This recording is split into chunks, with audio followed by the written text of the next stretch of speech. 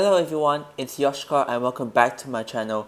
Today we're continuing City of Thieves by Ian Livingstone, and now we're on part 3, and from the last part where we left off was paragraph 326, where we went to an alleyway and now we're going to find some wild dogs. Oh yeah guys, I forgot one thing. The wind tower over here it says you could add 1 to our attack strength. I completely forgot about that when we were fighting the ogre. So I now need to take that into consideration into all the future battles. Now my skill now can be considered as 12 because we have the helmet. But anyways, there are 2 wild dogs. First wild dog, oh my goodness. His skill is 4, stamina is also 4. Enemy attack. And then my attack. And then we'll see who the winner is. Then I just need to, now this is a good habit for me to indicate +1. And then the second wild dog is the same stat attributes except that has 3 stamina. So okay, we're at 326. Let's go. We must fight on. So dog rolls a 7, that's 11. I roll a 4 plus 1, that's 16. So 11 to 16, that's a good one. And oh wait, does it say fight it one at a time or in turn? Oh, it says fight at the same time. So as you can see over here, both dogs will make a separate attack on you in each round, but you must choose which one to fight. Attack a chosen target as in a normal battle.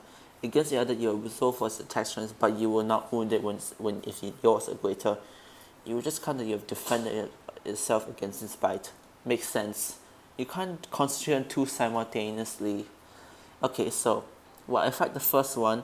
If I win an attack one against the first one, I can deduct. But against the second one temporarily, I will just say I have defended against its bite. So that's down to 2 for the first one. Now the second one.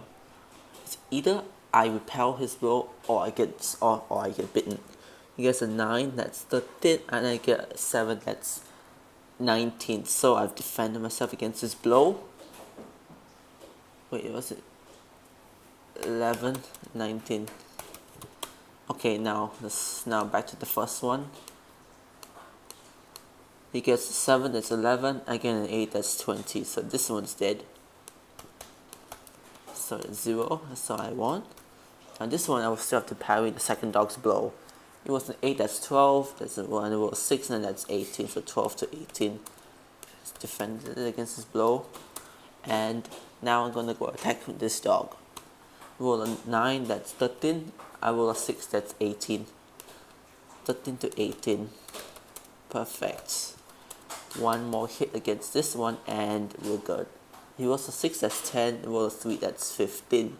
So yeah, 10 to 15. Even though not the best, still enough to kill this one and problem solved. And we won. So let's go to 184. Wait. Here. Do you have any of Mrs. Pipe's golden flowers? Of course we do. We got them from her on Clock Street. Yeah, as you can see here, we have the golden flower. So, you dip the petal of the flower in the spilled blood of the dead dogs. On contact with the blood, the petals sparkle and make a popping noise. On the floor, a 10 gold piece which you pick up and walk back to up the alleyway to Harbour Street. Okay, great. So this flower's gone. And we get 10 gold. Let's go to paragraph 180. Oh, this number was so ironic because, you know guys, I love darts so much. 180 is the maximum score. I only ever hit it once in my life. So it's so nice. Okay, here. Ahead you hear the noisy clatter of galloping hooves on the cobblestones. You hear the noise of wooden wheels and an urging voice followed by the crack of a whip. Someone is rapidly approaching in his horse-drawn carriage. If you wish to see who it is, turn to 344. If you were to hide outside behind the barrel, turn to 34. Well, if it's galloping so fast, I'm very sure this driver will be like, okay, I'm just gonna go speed, don't care whoever's in my way. I don't wanna get smacked down or mowed down. I'm just gonna hide outside behind the barrel. Of course, that would be the safe option. Let's go to 34. The carriage thunders by and you see its driver urging on the 4 horses as though his life depended on it. The noise of the carriage fades away into the distance. You step out onto the street and continue west. Let's turn to 171.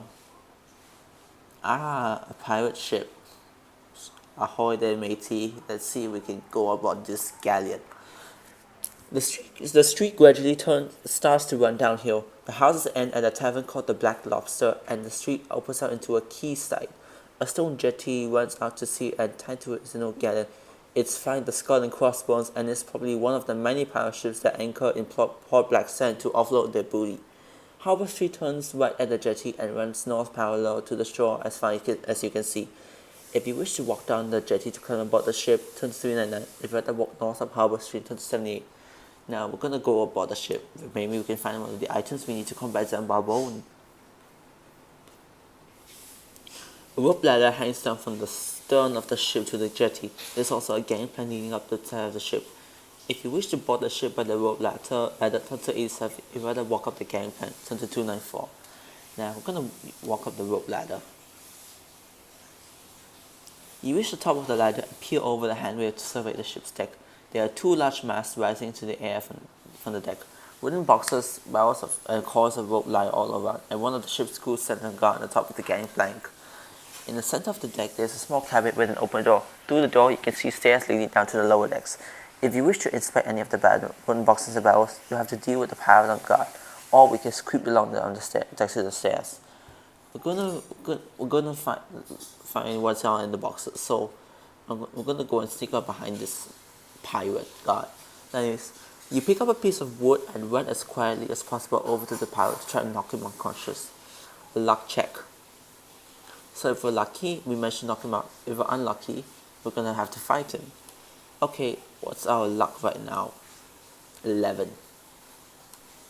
Perfect. Okay, now this guy, we managed to knock this guy out cold. Yeah, if you're lucky, he does not hear you approach and you hit him on the back of the head and falls to the deck unconscious. Okay, let's see what happens. 84. All the barrels all contain rotten fruit, and the boxes contain manacles and leg irons. Perhaps this is a slave trading ship. Nah, I probably not think much there. Didn't find any good things. And okay, anyways, there's nothing else of interest to you on deck. So now we're going to walk down the stairs to the cabins. The lower cabins. The stairs lead down into the ship's cargo hold. It's empty. Opposite you, a corridor leads from the hold to two closed doors. You walk along the corridor and listen at the doors. From the door on your left, you hear loud snoring. From the door on the right, you hear nothing.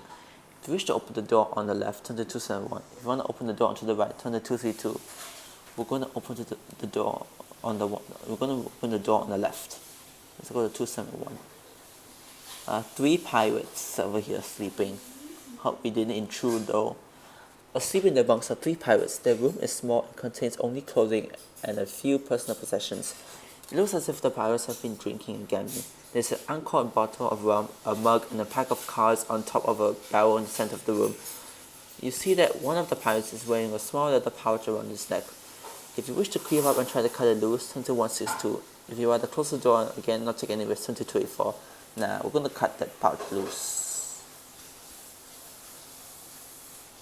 Go to 162. Test your luck. With luck score 10. Yes! Oh my gosh. Barely made it there. We were just lucky. I don't want to go in a fight with 3 pirates and probably wake the whole ship. That would be dangerous. Anyways, we managed to cut the pouch loose without waking the pirates. Turn to 7. Let's hope there's something good in that pouch. You tiptoe quietly out of the room and close the door. In the corridor, you open the pouch and find 6 black pearls. Yep, that's 1 ingredient down that we need to combat Zanbar Bone. We're on our way. Okay, 2 luck points. Cool. Now we can either open the other door or leave the ship. We're gonna open the other door.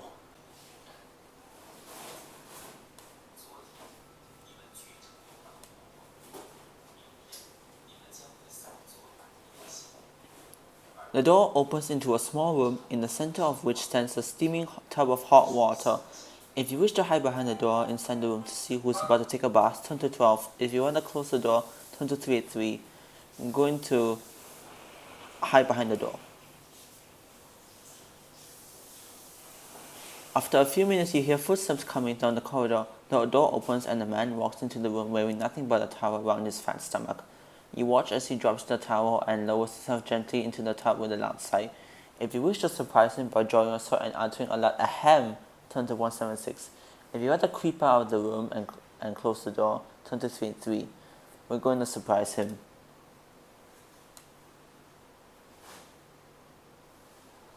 Ahem, Mr. Pirate, sir. You tell the worried waiter that despite your hatred for pirates, you won't harm them if he cooperates with you. You ask him if he has any of the items that you're searching for. Well, he replies as captain of a pirate ship, he doesn't need such things. You press the blade of your sword against his fat neck to make sure he isn't lying. He looks terrified and assures you that he's telling the truth. Then he says, "But I do know where you could get a silver arrow. Ben Boyman and the silversmith will make anything in silver at the price. You will find him in Clark Street." Making a mental note of the information, you leave the shivering captain alone in his room, locking the door behind you.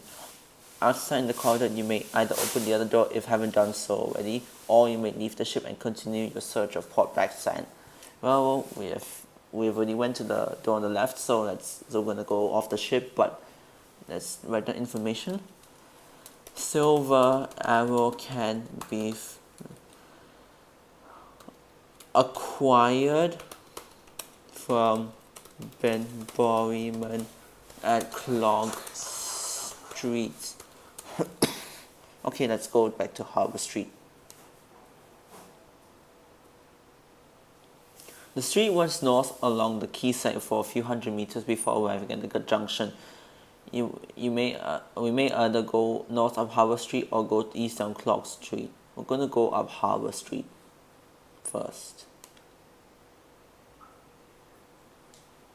The houses on the right hand side of the street are small and weather-beaten. Old women sit outside on the front steps cleaning fish and mending fishing nets. They are large and jolly, talking to each other and frequently rolling about, bellowing with laughter.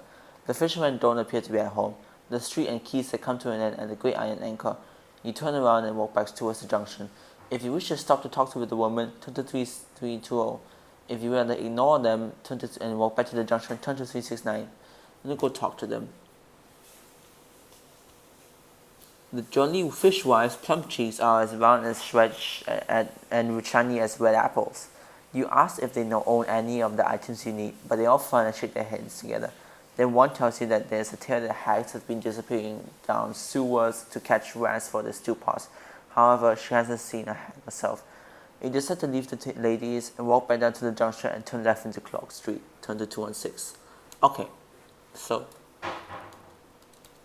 hags can be found in sewers. So I assume that we have to go down the sewer in this adventure. Anyways, let's go to 216. We're on Clark Street now.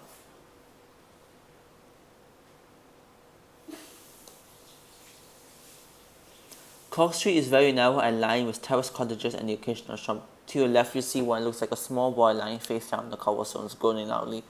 A hood is pulled over his head and you can't see his face. A wooden hoop and stick lie by his side. If you wish to stop and help, turn to 72. If you want to walk on, turn to 317. We're going to walk on. One of the shops to your left is a candle maker's. There are many different colored candles burning brightly in the window. If you wish to enter the shop, turn to 241. If you wish to continue east, turn to 280. Sorry about that. The notification that came out, but it's okay. Let's go and enter the shop. 241.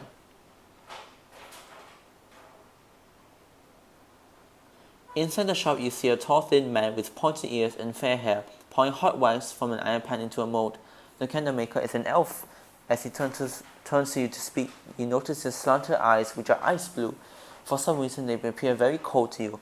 He tells you that all his colored candles cost 1 gold piece each, and then you may buy as many as you wish. Okay, I'll just buy 2 colored candles, because why not?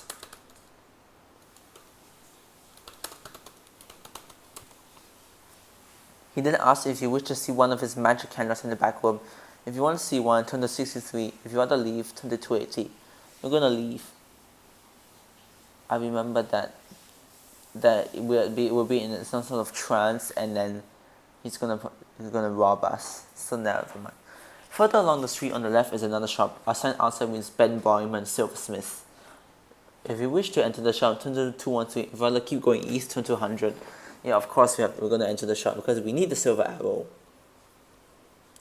A man wearing a white apron is sitting at the bench, busily polishing a silver goblet. There are several silver objects in a glass cupboard secured by an iron grill at the back of the shop. We may either talk to the silversmith, attack him, or leave the shop. Like I said, attacking him is foolish. We're gonna talk to him. We can't possibly expect him to give us a silver arrow by attacking him. He might as well just kick us out of his shop. So we're gonna talk to him. You ask Ben Borryman if he has any silver arrows for sale. He replied that he doesn't, but will make one for you at the cost of 10 gold pieces or 2 magic items. Yet we can afford this price because we have 45 gold. So we have 35 left. Okay, Ben Borryman, please make us a silver arrow. You pay the silversmith and wait patiently while he makes a silver arrow for you. Finally, he presents you with it and assures you it will be completely accurate in flight. You thank him for his trouble and leave the shop. Outside, you set off east once again. Nice. So we have our silver arrow. Okay, let's turn to 100. You soon arrive at the junction. If you wish to turn north into Tower Street, turn to 127. If you wish to continue east into Stable Street, turn to 246. We're going to go to Stable Street. As you walk warily down the narrow cobble street, you are suddenly confronted by a little old man who dashes out of one of the houses. He pulls a dirty bottle out of a canvas bag. As he speaks, you can't help staring at the large wart on his nose with his tuft of hair. He smiles and asks if you would like to pay 2 gold for a drink of his wonderful healing potion. Let's see our stats. Nah, we don't really need it because we're at maximum skill standard luck, so no thank you. Let's see now. We're at 363. In the middle of the street, you see a large manhole cover. If you wish to lift the manhole cover, turn to 48. If you wish to keep walking east, turn to 205. We're going to lift the manhole cover.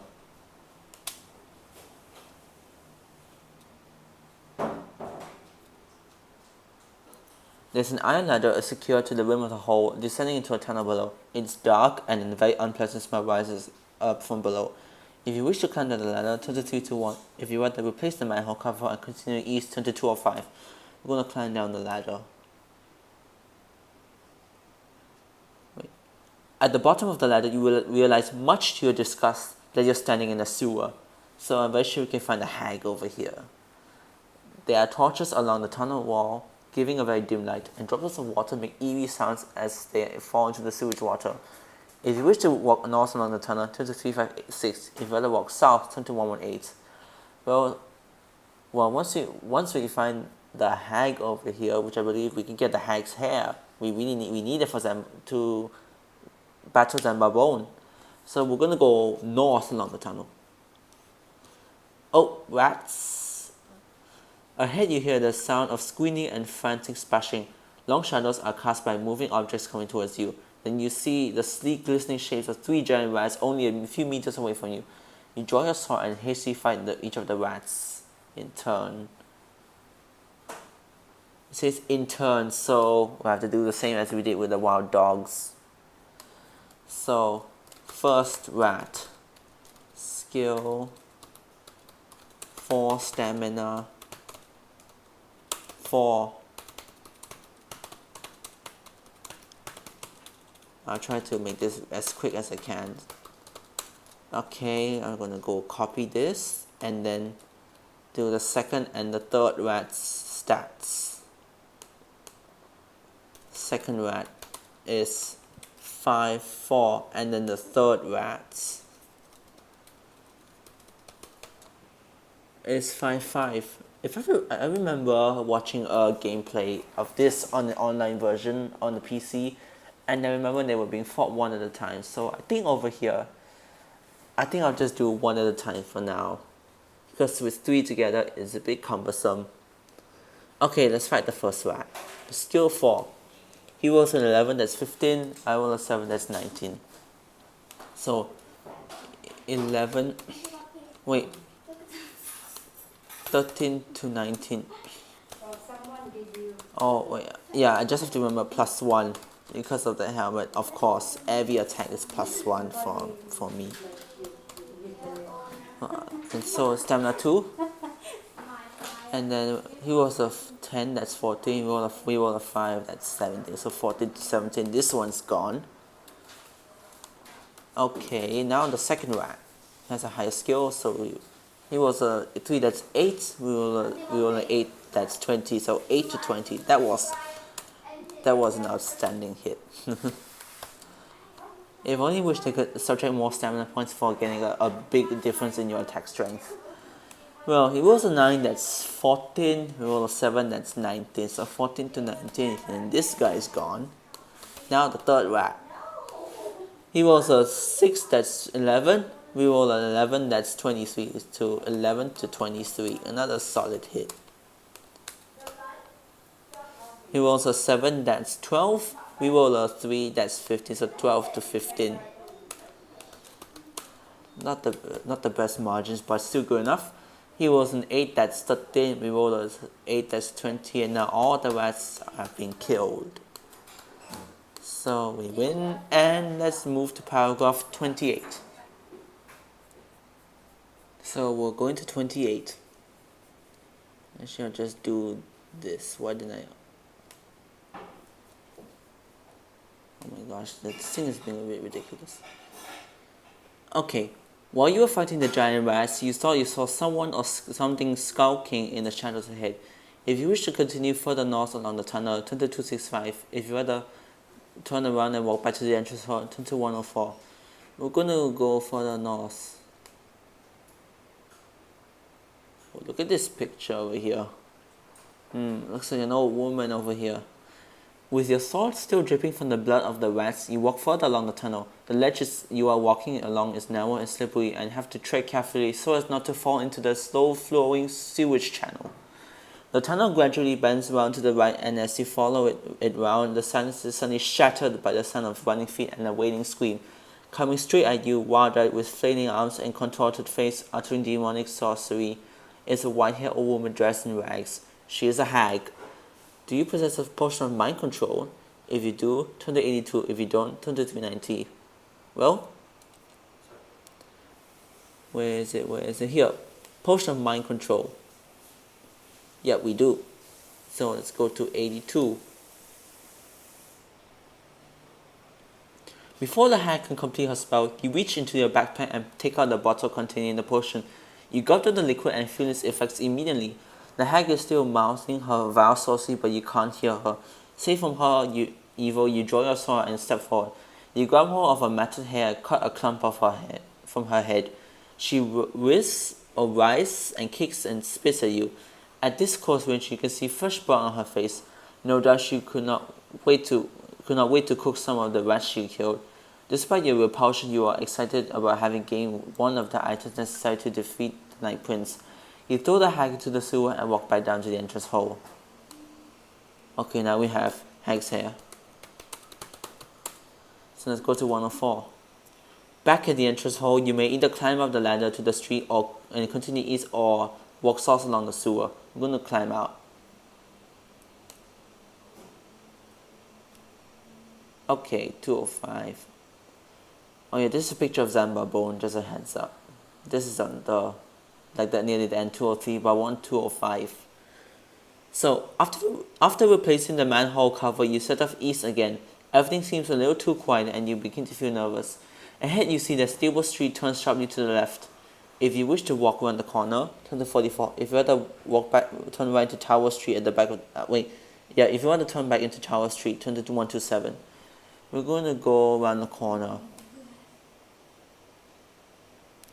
Standing in line across the street are 3 tall men, each armed with a spiked club. You notice that each has a red star tattoo on his forehead. They are vagabonds intent on robbing you. If you have a throwing knife, you may be able to cut one down before they reach you. Turn to 18. If you don't have a throwing knife, you have to find all 3 of them. Well, we have a throwing knife over here. So let's go to 18.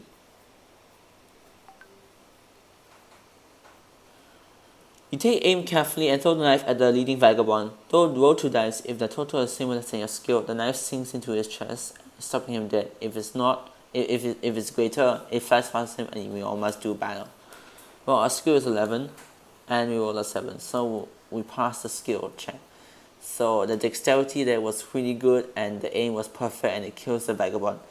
The other 2 vagabonds stop to aid their friend, but it's too late, he's already dead. They seem undecided as to what to do next. After a brief conversation, they pick up their dead friend and carry him off down an alleyway to your right. You walk quickly north before they have time to reappear with more of the gang. 2372. I get that. I think that means we have our throwing knife gone. So let's go to 372.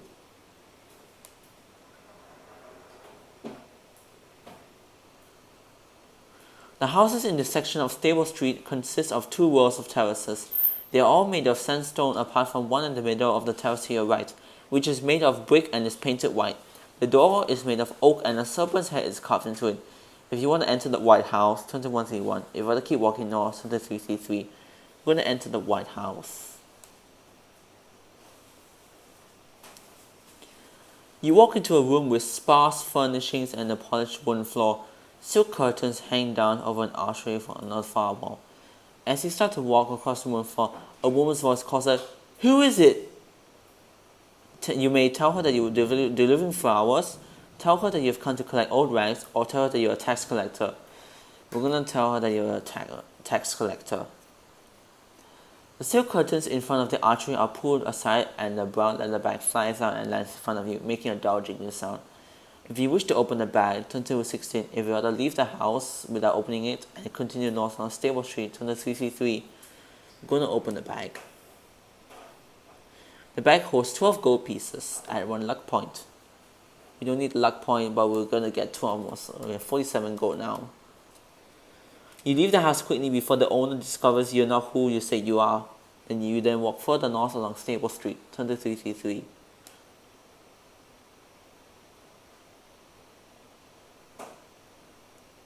Okay. You soon reach a junction in the street. Stable Streets continue north, and to your left you see Tower Street leading west. You decide to keep going north.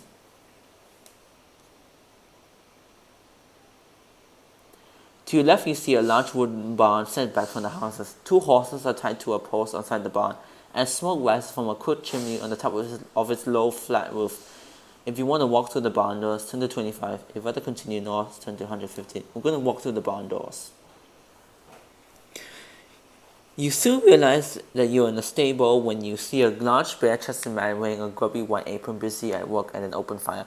He takes a red-hot iron bar from the fire with his gloved hand and starts to hammer into the shape of a horseshoe on his anvil. Sweat pours from his brow as he toys with the hammer. You can either make a conversation with the blacksmith, attack him, or leave him and continue north. I'm gonna talk to him. The blacksmith removes his gloves and wipes his hand on his apron before asking you what you want. You answer by asking if he makes anything besides horseshoes. He replies that in his spare time he enjoys making chainmail coats. In fact, it has become quite a profitable sideline of his, especially in a place like Port Blacksand. He tells you in great detail of the skill and labor that goes into making one, and finally inquires that if you're interested in buying one. They're not cheap. If you wish to pay 20 gold for a chainmail coat, turn to 46. If you want to leave the stables with a buying coat, turn to 115. You know what? We have 47 gold. You know what? Sometimes people say don't take it if it's not necessary, but even if it's not necessary, I'd like to have a new piece of armor because it's cool, so we're going to buy a chainmail coat. Let's go to 46 and see what the blacksmith says about it. The blacksmith takes your money and walks over to some bales of hay in the corner. He lifts up one, and underneath it you see the chainmail coat. He turns to you and says, "You have to hide everything in this place. You can't trust anybody." The coat fits perfectly and its workmanship is excellent. Add 2 skill points, which you can't. You leave the stables with your new armor and continue north. Let's turn to 115. 115, where is it? Oh, coming towards you as fast as he's able is a man in tattered rags with a ball and chain attached to his leg. He's exhausted and collapses in your arms. His face is dirty and unshaven. With great difficulty, he managed to speak, saying, "Please cut me free. The town guards are not far behind me. I've been locked in a dungeon for 2 years, but managed to tunnel my way out. I was robbed and unable to pay my taxes. So Lord Azor ordered I should be jailed for 5 years. Please help me." Farther up the street, you hear shouting voices and then armed men come into view. If you want to cut through his chain, turn to 90. If you want to hand him over to the guards, turn to 274. Thanks to the blacksmith who says we can't trust anybody, I'm going to hand him over to the town guards. The guards are pleased that you have caught their wanted man. They tell you he is an escaped murderer. The chief guard hands you 5 gold pieces, saying, "Here's your reward, but you won't be getting another one. He won't escape again." You watch for a short while as they lead the shouting murderer away before continuing north along Stable Street. So we got 5 gold. Let's go to 222. And that will be our last paragraph for today. I'll just read it. So on the right hand side of the houses are separated from the street by a wooden fence with shrubs, trees, bushes and flowers behind it. There is a turnstile in the middle of the fence, by the side of which is a sign reading "Public Gardens, entry fee 1 gold piece." If you wish to go to the gardens, turn to 370. If you want to keep on walking, turn to 163. And we'll figure out what to do next time on City of Thieves. And thank you guys so much for watching. Really appreciate it. And tomorrow when we continue part 4 of City of Thieves, we're going to decide whether we're going to go to the gardens or keep on walking. Thanks again. Have a great day ahead and goodbye.